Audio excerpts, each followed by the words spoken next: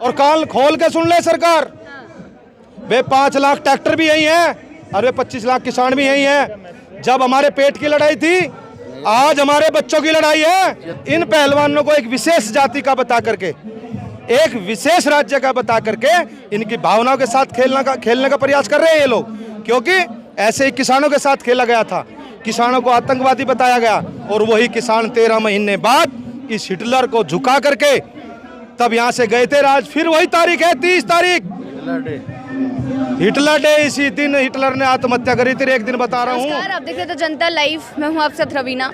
अभी हम आपको जंतर मंतर की तस्वीर दिखाना चाहते हैं कि आज 8वां दिन हो गया है, लगातार धरना प्रदर्शन जारी है और अभी भी पूरा जन समर्थन इन महिला पहलवानों के साथ है। किसान लोग हमारे साथ अभी मौजूद है, इनसे बातचीत करना चाह रहे हैं हम लोग। सर क्या नाम है आपका? सुनील बालियान नाम है मेरा, NCR उपाध्यक्ष भारतीय किसान यूनियन से। जी, एक मुद्दा सर जो काफ़ी आज सुबह से हमने जंतर मंतर पर क्या हो रहा है उसको ऑब्जर्व करके एक सवाल पूछना चाहेंगे। जिस तरीके से जो आंदोलन है जब पुराना होता रहता है तो बार बार उसके विरोध भी कई होने लगती हैं, कई चीज़ें उन पर उठने लगती हैं, आरोप लगने लग जाते हैं। आज सुबह से हमने देखा कि कई बार ऐसी चीज़ें हुई कि कोई विरोध में आके कुछ बोल रहा है, फिर जनता उसको कटाक्ष कर रही है, काफ़ी भीड़ जमा हुई, माहौल ख़राब हो रहा है। क्या लग रहा है कि माहौल को ख़राब करने की कोशिश हो रही है? देखिए, ये तो जो सत्ता पक्ष है, जो आज भी सत्ता में बैठे हुए हैं, इन लोगों के कारनामे आप लोगों ने पहले भी देखे होंगे। 13 महीने किसान आंदोलन चला, वहाँ पर भी इनके गुंडे तंत्र के लोग जाते थे, पत्थर फेंकते थे, कुछ ना कुछ विवादित बयान दे देते थे।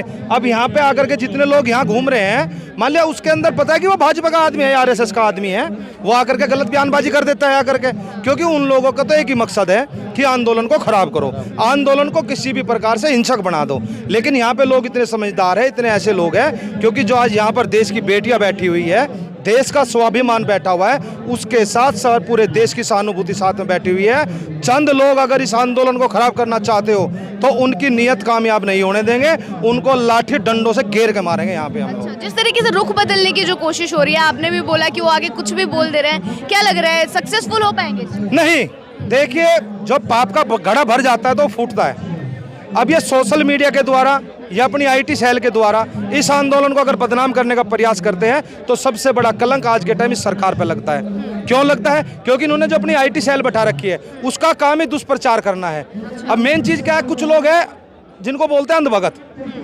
अंधभगत की परिभाषा तुम्हें आज बताता हूँ। अगर अनपढ़ हो उसको पढ़ाया जा सकता है और जो पढ़ा लिखा हो उसको समझाया जा सकता है, लेकिन जो कुपढ़ हो, जिसने गलत पढ़ लिया, ना तो आप उसे समझा सकते, ना तो मुझसे कुछ बता सकते।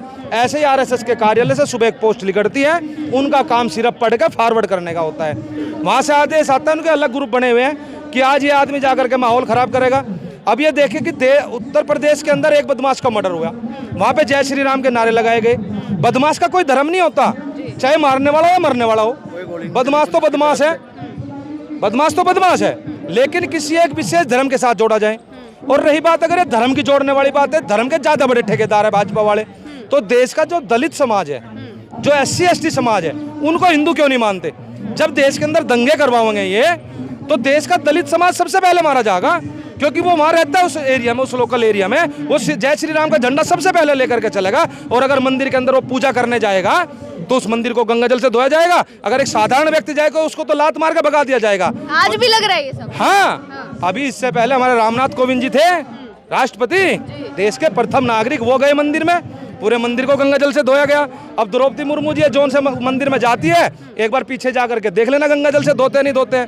तो बड़े पद पे होने के बावजूद ये करते हैं। इनकी नीयत क्या है? इनकी नीयत है, कुछ चंद लोग, वे लोग हैं, आपको हिंदू और मुसलमान के नाम पे आपको कटवाएंगे, सबको, दलित को मरवाएंगे, साधारण लोगों को भी मरवाएंगे।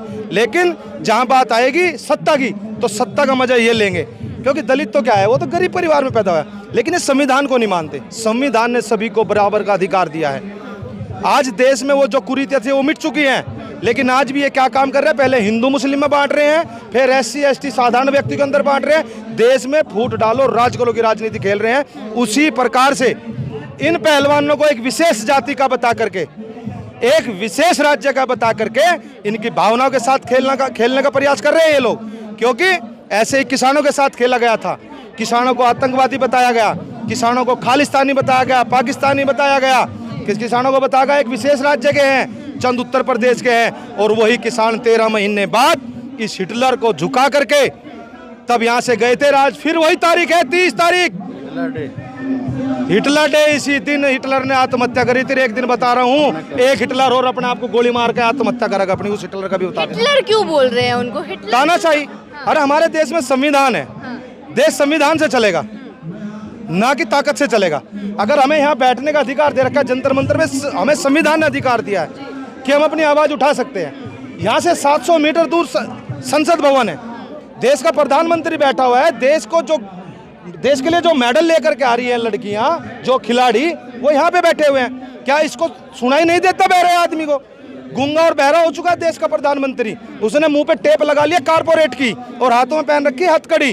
वो मजबूर है उसे, लेकिन उस दिन तो मजबूर नहीं था जब ये साक्षी मलिक गोल्ड मेडल लेकर के आई। उसने बताया कि मेरा गोल्ड मेडल भारत देश के 135 करोड़ जनसंख्या के लिए है। उन लोगों ने मेरे लिए दुआएं की, मैं इसलिए जीत पाई हूँ। उस समय तो फोटो वीर जाकर के तुरंत फोटो खिंचवा लेता है जाकर के, और जाकर के बोलता है कि मैं तेरे परिवार को भी अच्छे से जानता हूँ, तेरे परिवार को भी अच्छे से जानता हूँ, तेरे परिवार को भी जानता हूँ। और आज वही लड़की यहाँ बैठ करके अपने न्याय के लिए बैठ रही है, लड़ रही है, तो उसके पास तक देश का प्रधानमंत्री आने की भी हिम्मत नहीं रख रहा यहाँ तक की। क्या कमाल की बात है, मेरे देश का दुर्भाग्य ही तो है ये। अरे हमने कैसे लोगों को चुन लिया? मैंने भी वोट दी थी 2014 में, जनता नहीं चुना है। मैंने भी दी थी, लेकिन इस व्यक्ति ने मुझसे मेरी अभिव्यक्ति की आजादी छीन ली। मैं सवाल नहीं कर सकता इस सरकार से। अगर हम सवाल करेंगे तो ये लोग हमें जेल में डालने का काम करेंगे। अच्छा। ये तो हमें बाबा टिकैत ने एक ऐसी ताकत दी है, किसान यूनियन ने ऐसी ताकत दी है कि अपनी आवाज को उठाओ, लोगों को बताओ कि तुम गूंगे बहरे पैदा नहीं हुए थे, अंग्रेज तुम्हारे ऊपर राज कर गए थे क्योंकि तुमने उस समय आवाज नहीं उठाई थी। जब आवाज उठाई थी तभी देश आजाद हुआ था। तो उसी प्रकार से आज हमने भी सोचा कि अगर आज के वक्त हम आवाज नहीं बने और इन पहलवानों की भी आवाज न बने तो हमारी आने वाली नस्लें गूंगी और बहरी पैदा होगी। तो क्या एक सांसद इतना बड़ा हो गया है या इतना पावरफुल हो गया है, बाहुबली शब्द का उनके लिए इस्तेमाल किया जा रहा है? 2 बाहुबली तो हमें पता, 3 का। एक तो देश का जो गृह मंत्री है वो तड़ीपार है। अच्छा। वो बड़ा हिटलर है। हिटलर है, छोटे वाला हिटलर, कई संज्ञा होती है ना। अच्छा, बड़ा छोटा। उसके बाद अजय मिश्रा टैनी, जिसके लड़के ने किसानों के ऊपर गाड़ियां चढ़ाई, आज तक इस सरकार से उसको पद से हटाया नहीं गया।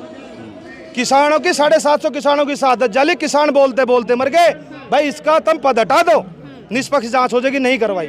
और एक लोग ब्रजभूषण 38 मुकदमे, हाँ, लगा हुआ है 38 मुकदमे नु कह रहा है मेरे पर मुकदमों का कोई फर्क नहीं पड़ता, उसके लिए मुकदमा पर्चा है। अब फाड़ दो 1 मिनट में, कुछ नहीं है क्योंकि 38 मुकदमों में जेल नहीं गया। इसमें क्या चला जाएगा?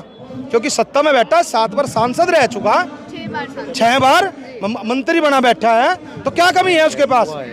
और देश का प्रधानमंत्री जिसके साथ में हो, अपनी कोख में बगल में दबा के बैठा हो, आजा बच्चा यहाँ आजा, तू देश की लड़कियों का मान सम्मान की धज्जे उड़ाता घूम, तो उसका कौन क्या बिगाड़ लगा? तो अभी क्या लग रहा है, उम्मीद लग रही है फिर कि ये जो न्याय की लड़ाई उम्मीद क्या लग रही है? उस ब्रजभूषण को तुम एक बार पैदल यहाँ को निकलवा देगा, उसका बक्कल न तार दे यहाँ से वहां तक जाने में। अच्छा। और कान खोल के सुन ले सरकार, वे 5 लाख ट्रैक्टर भी यही है, अरे 25 लाख किसान भी यही है। जब हमारे पेट की लड़ाई थी, आज हमारे बच्चों की लड़ाई है। ये किसान और मजदूर के बच्चे हैं।